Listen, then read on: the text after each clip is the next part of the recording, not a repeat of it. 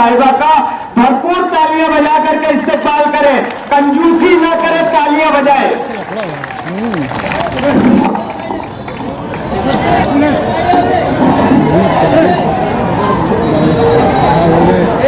यहाँ मौजूद वो तमाम तंजीमें जिनके जिम्मेदारान यहाँ हाजिर हैं और माए बहने और साथियों, 12 नवंबर के बाद जो वाकया मामूली सी तशद्दुद में पेश आया, जिसके बाद हजारों लोग मुतासिर हुए। हजारों इसलिए बोल रही हूँ कि लोग 60 से ज्यादा लोग जेल में थे, लेकिन मुतासिर होने वाले मालेगांव शहर के सारे सियासी समाजी लोग थे। कुछ लोग डरकर चले गए, जो बचे थे उनको डराने की कोशिश की गई।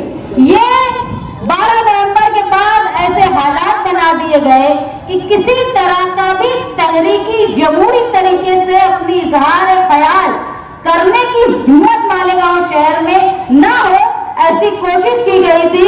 और पुलिस वाले, शासन प्रशासन ये समझता था कि उन्होंने लीडरान के साथ साथ मालेगांव शहर के मर्दों को भी चूड़ी पहना दी है। तो आज मैं शासन प्रशासन को ये बताना चाहती हूँ कि चूड़ी पहनने वाली खवातीन यहाँ आई है, जो मर्दों की तरह तुम्हारा मुकाबला कर रही है। अभी तुम जिनको चूड़ी पहनाने की बात करते थे, उनकी हिम्मत तो तुमने देखी ही नहीं। जो चूड़ी पहन के आई है उनका मुकाबला करो। ये समझ लो, न्याय साहब हमेशा कहा करते थे कि मेरे शहर की औरतें शेरनी है, शेरनी। मैंने हमेशा ये बात की है। अभी सिर्फ औरतों का तुमने गुस्सा देखा है, अगर मर्द अपने खुद पर आ जाए तो काहे के दादा वादा, कोई पोता होता नहीं है। अगर कोई दादा है तो उसके भी बाप मालेगांव शहर में सब मौजूद है। ये तो माओ को ही देखे हाथ में। हर वक्त ये बात होती है कि आउटर के एमएलए ने ये पुलिस वालों को डरा दिया, वो खड़ा हुआ, पुलिस वाले ऐसा कर रहे हैं, वैसा कर रहे हैं। एक बात बताइए, ऐसे कौन से सोखार के पर लग गए हैं आउटर के एमएलए को कि वो हर चीज अपनी बनवा लेता है। मुझे एक वर्कर बोलने लगा कि आउटर का एमएलए हर चीज में मुदाखलत करता है, सेंट्रल के क्यों नहीं? मैंने कहा ये उनका दर्द। अब ये समझने की बात आपकी है कि एक एमएलए इतनी ताकत रखता है कि जो जैसा अतर हुसैन अशरफी चाचा ने कहा कि इतना दर्द, इतनी ताकत वो रखता है कि अगर खाकी वालों ने खाकी को अपना मजहब बताया, वो बता के कसम खाया, उसके बावजूद उसकी ताकत, उसकी पावर के आगे वो झुक जाते हैं। तो ऐसी ताकत हमारे पास क्यों नहीं है? फिर हम क्यों ना बोले कि हम सियासी नाअहली, सियासी नुमाइंदगी की कमजोरी के शिकार? अगर हम सिर्फ पुलिस के ऊपर दोष देते हैं तो हम भी खाती है कि हम पुलिस पर दबाव डालने के लिए नाकाम रहे। ऐसा नहीं है कि बीजेपी, शिवसेना, उस वक्त की शिवसेना अब तो टुकड़ों में बढ़ गई, वो इख्तियार में पहली बार आई है।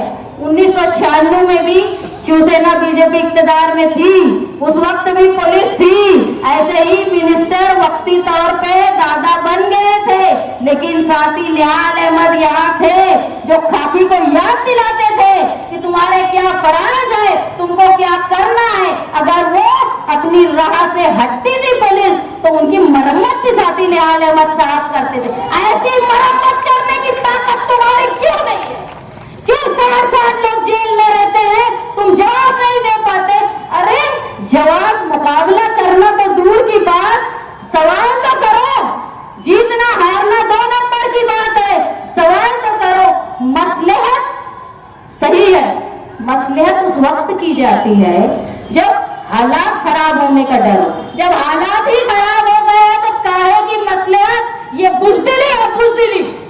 एक बाहर का एमएलए आता है और वो किला झोपड़पट्टी में आकर खड़े होकर ये बोलता है कि अगर 8 दिन के अंदर ये झोपड़पट्टी खाली नहीं हुई तो मैं बुलडोजर लेकर आऊंगा। और लोग खड़े होकर सुनते हैं। अगर सिर्फ आउटर के एमएलए के अंचू पंचू लेके किला पुलिस स्टेशन, किला पुलिस स्टेशन में पहुंच जाते हैं या किला तक पहुंच जाते हैं, कमिश्नर जाकर खड़ा होता है, तो क्यों हमारे यहाँ के लोग नहीं गए उस वक्त? क्यों नहीं कंप्लेन की उसके खिलाफ? क्यों सिर्फ सारे अधिकार जो है वो आउटर के एमएलए को, हमको क्यों नहीं है और हम क्यों नहीं इस्तेमाल करते? अरे जिनके जिनसे जो रिश्ते हैं वो कायम रखो, लेकिन तुम्हारे को वोट देने वालों का हक मत भूलो। आज अगर किसी की बस्ती पे आफत आई है और तुम खामोश हो तो तुमको दुनिया में नहीं ऊपर भी जवाब देना है, वो तो ख्याल रखो। मैं साथी निहाल अहमद साहब की वर्कर होने के नाते, बेटी होना तो बहुत बड़े फर्ज की बात है, मैं उनकी वर्कर होने के नाते, उनके उसूलों पे चलने के नाते, मैं मालेगांव शहर की किला झोपड़पट्टी से ये वादा करती हूँ कि हमारे अंदर जितनी ताकत है तुमको बचाने के लिए, तुमको बनाने के लिए निहाली सोच के वर्कर, लीडर और जनता दल तुम्हारे साथ खड़ी रहेगी। और जेल में जाने की नौबत आई ना तो तुमसे पहले किले वाले सुन लो, तुमसे पहले जनता दल और निहाली सोच के वर्कर तुमसे पहले हाजिर रहेंगे। हम लोग कहीं भी जेल में जाने के डर से इधर उधर से भागते नहीं है, मर्दों के जैसा जाते, अरे औरतें भी तैयार है मर्दों के जैसा जाने के लिए।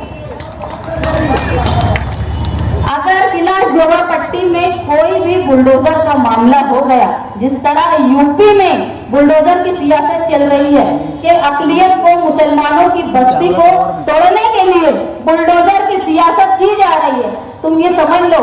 अगर सिर्फ एक किला झोपड़पट्टी की बात नहीं है, अगर किला झोपड़पट्टी के ऊपर बुलडोजर चलाने की हिम्मत सरपसंदों की हो गई तो तुम समझ लो मालेगांव शहर की कोई भी मुतनाज़ा झोपड़पट्टी महफूज नहीं रह सकेगी।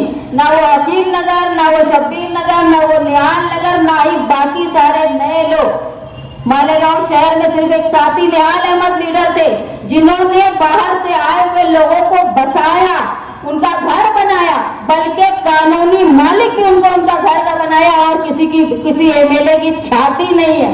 अरे छाती बनाने की क्या, तोड़ने वालों का जवाब देने की भी छाती नहीं। मुझे कुछ लोग बोल रहे थे कि तुम्हारे प्रोग्राम को किसने हिमायत दी, किसी ने हिमायत नहीं दी, कौन आ रहा है कौन नहीं आ रहा है, सारा ठेका जनता दल ने लेकर रखा है क्या?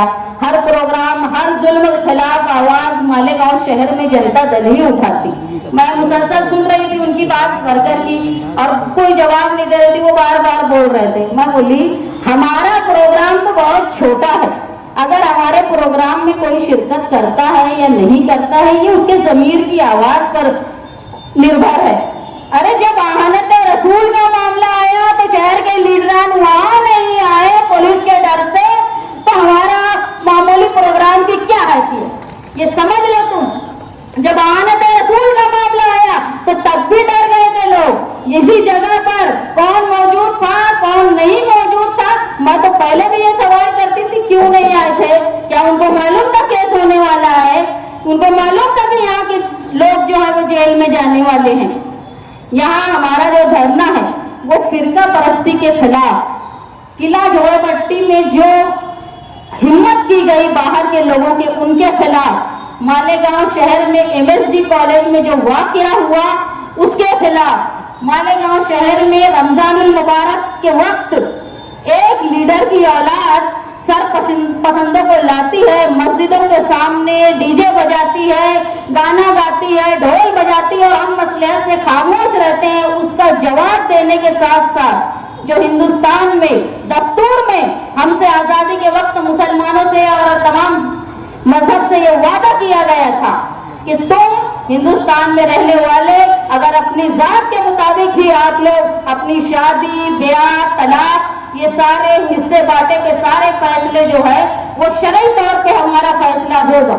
और अब जो नया कानून आया है कॉमन सिविल लॉ, जिसमें शरई कानून को खत्म करके कोर्ट से हर फैसला होने वाला है, उसका ये धरना मजम्मत करता है। और हम हिंदुस्तान की हुकूमत के साथ मालेगांव शहर की पुलिस को भी बता देना चाहते हैं कि ये अभी अलामत है।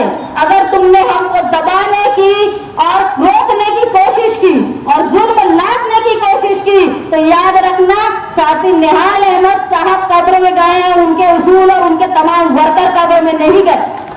हम लड़ेंगे, जाएंगे, लेकिन मालेगांव शहर की किसी बस्ती को तकलीफ नहीं होने देंगे।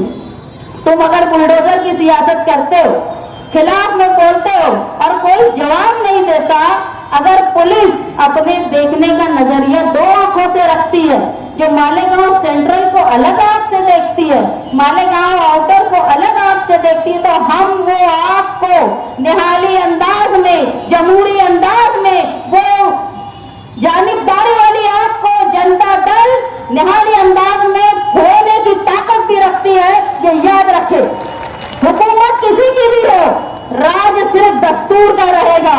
ये बात याद रखे। अगर कोई ऑफिसर किसी लीडर की चाटुकारिता में अपने कानून को, अपने फराइज को भूल जाता है, तो मालेगांव शहर की आवाम उन सियासी लीडरों को भी, उन पुलिस वालों को भी उनका कानूनी दर्जा बताने की पूरी कोशिश करेगी।